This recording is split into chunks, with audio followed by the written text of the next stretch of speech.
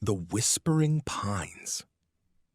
The autumn wind swept through the valley of Blackwood, carrying with it the scent of damp earth and approaching rain. Arthur stood on the porch of his ancestral home, pulling his heavy wool coat tighter around his shoulders. For over a decade, this house had remained abandoned to the elements, its windows shuttered, its sprawling gardens overrun with weeds. Arthur had finally decided to face his demons and return to the place where his childhood had abruptly ended. The locals often whispered about the estate, claiming it was shrouded in mystery, but to Arthur, it was simply a repository of unresolved memories. He gripped the heavy iron ring of the front door, took a deep, steadying breath, and turned the key. The lock resisted at first, emitting a sharp, metallic screech, before finally giving way.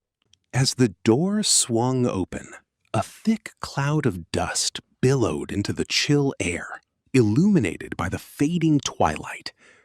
Stepping inside, he felt an eerie silence envelop him, punctuated only by the rhythmic ticking of a grandfather clock that somehow still kept time in the hallway.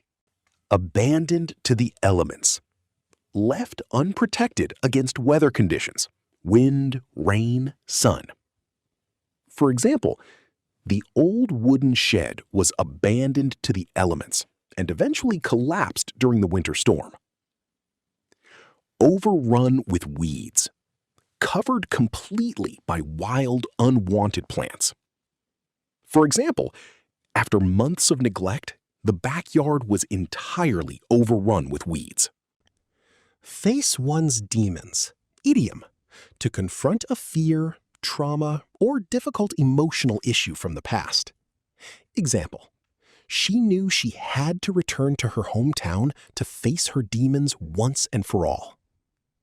Shrouded in mystery, collocation, completely hidden or surrounded by secret, unknown elements. Example, the origins of the ancient manuscript remain shrouded in mystery. Billow. Verb, to move or flow outward in large wave-like swells, usually smoke, cloth, or dust. Example, thick black smoke began to billow from the chimney. Envelop. Verb, to wrap up, cover, or surround completely. Example, a thick fog soon began to envelop the entire coastline. The interior of the house was a time capsule. Dust motes danced in the fading beams of sunlight that pierced the grime-caked windows. Arthur walked slowly down the long corridor, his boots echoing loudly on the uncarpeted hardwood floor. Every shadow seemed to play tricks on his mind, making him imagine figures lurking in the corners. He paused in front of the parlor door, his heart pounding in his chest. This was the room where his father used to sit for hours, staring into the fireplace with a look of profound melancholy. Arthur pushed the door open gently. The furniture was draped in white sheets that resembled silent ghosts in the dim light. He approached the mahogany desk by the window and ran a finger across its surface, leaving a clean trail in the thick layer of dust. To his surprise, a small leather-bound journal lay partially hidden beneath a stack of old newspapers. It was untouched by time, waiting quietly for someone to break the silence.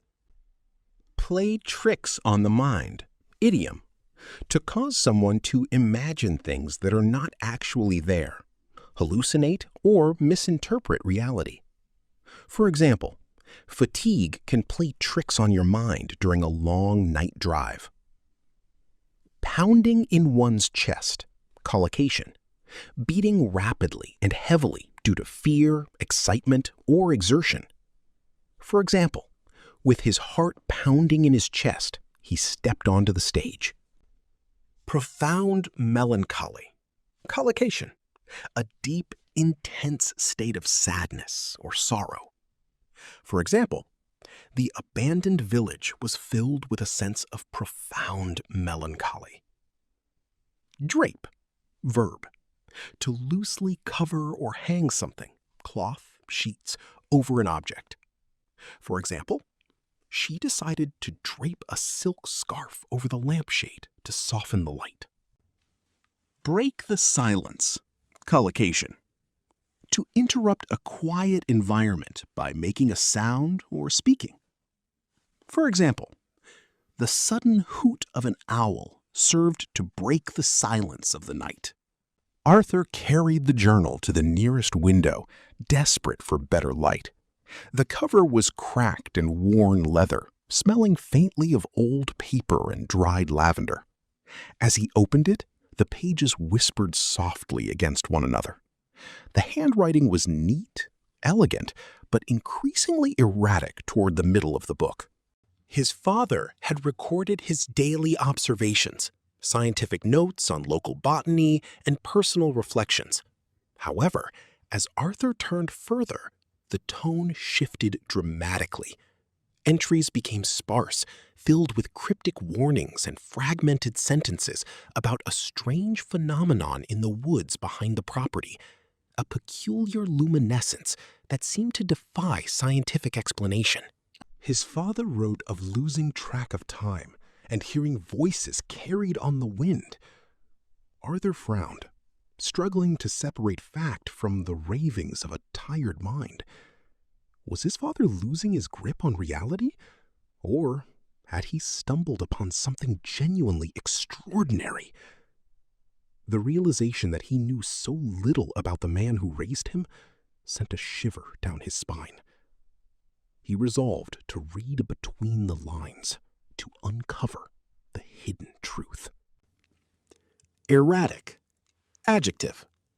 Unpredictable, inconsistent, or irregular in movement or behavior. Example: the car's erratic driving pattern alerted the police officer. Defy scientific explanation. Collocation. To be completely impossible to explain or understand through science. Example: some supernatural phenomena continue to defy scientific explanation. Lose one's grip on reality. Collocation. To become mentally unstable or unable to distinguish what is real from what is imaginary. For example, under severe stress, he began to lose his grip on reality. Send a shiver down one's spine. Idiom. To cause a sudden feeling of fear or excitement. For example, the eerie sound coming from the basement sent a shiver down my spine. Read between the lines. Idiom. To understand the hidden meaning or underlying message of a text or situation, rather than just what is explicitly stated. For example, although she said she was fine, I could read between the lines and see she was upset. Driven by curiosity mixed with a mounting sense of dread, Arthur left the house and walked toward the overgrown tree line at the back of the property. The forest was dense, a chaotic maze of pine trees and tangled undergrowth that seemed to actively resist his advance. Night was falling rapidly now, painting the sky in deep shades of indigo and violet. Yet, as he ventured deeper into the woods, the ambient light didn't decrease as expected. Instead, a faint, pulsing blue glow emanated from a clearing ahead. He stopped dead in his tracks, holding his breath. There, nestled among the roots of an ancient oak tree, was a small, smooth stone pulsing with an ethereal light. It hummed with a low vibration that he could feel in his teeth. His instincts screamed at him to turn back, to flee this unnatural place, but an irresistible magnetic pull drew him forward. He reached out a trembling hand, his fingers hovering just inches above the luminous surface, ready to take a leap of faith into the unknown. Mounting sense of dread. Collocation. A feeling of fear or apprehension that steadily increases over time. For example, a mounting sense of dread filled him as the deadline approached without any progress. Stop dead in one's tracks. Idiom. To halt movement instantly, usually out of sudden shock, fear, or surprise. For example, she heard a twig snap behind her and stopped dead in her tracks. Ethereal light. Collocation. Extremely delicate, light, and not of this world. Heavenly or ghostly illumination. Example. The aurora borealis cast an ethereal light across the Arctic night sky. Magnetic pull. Collocation. A strong, irresistible attraction towards something or someone. Example. He felt a powerful magnetic pull drawing him back to his hometown. Take a leap of faith. Idiom. To do something brave or risky without knowing what the outcome will be. For example, quitting his stable job to start a business required him to take a leap of faith.